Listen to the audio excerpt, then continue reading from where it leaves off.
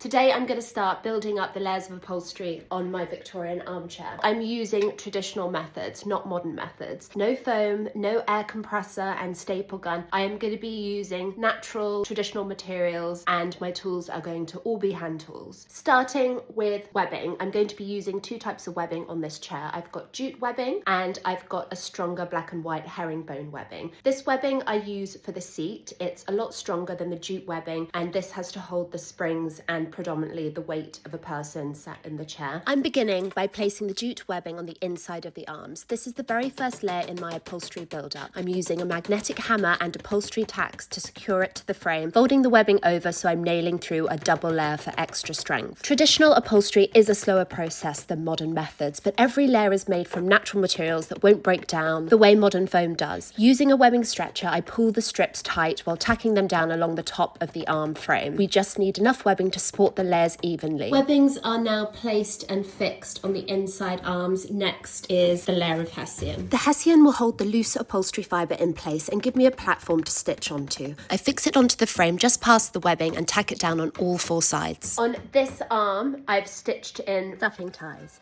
Now the stuffing ties are going to hold my loose first fibre, which is a coconut ginger fibre. The ginger fibre comes from the coconut husk, and in Victorian times this was imported into the UK, but before that they would often use straw. I tease the fibre apart to move any hard lumps of husk, then evenly distribute it under each stuffing tie. Now I've got to fluff out and even all the core fibre so that it looks like one uniformed mass. I'm using a tool called a regulator to help fluff and blend each bundle of fibre together. This helps the stuffing become nice and even on the arm, ready for the next stages of the upholstery build-up. Time for another layer of hessian to hold in the first stuffing, and in case you didn't know, yes, there is a second stuffing, but we'll get to that later. I'm working the hessian over the arm, which isn't the most straightforward shape thanks to that curve running right up to the top of the back. To help get tension just right over the ginger fibre, I'm using extra long upholstery skewers to pin and stretch it into place before tacking it down. I need to make the face of my arm firm and also the outside edge. I'm going to be stitching the stuffing, bringing it forward to create a solid rolled edge.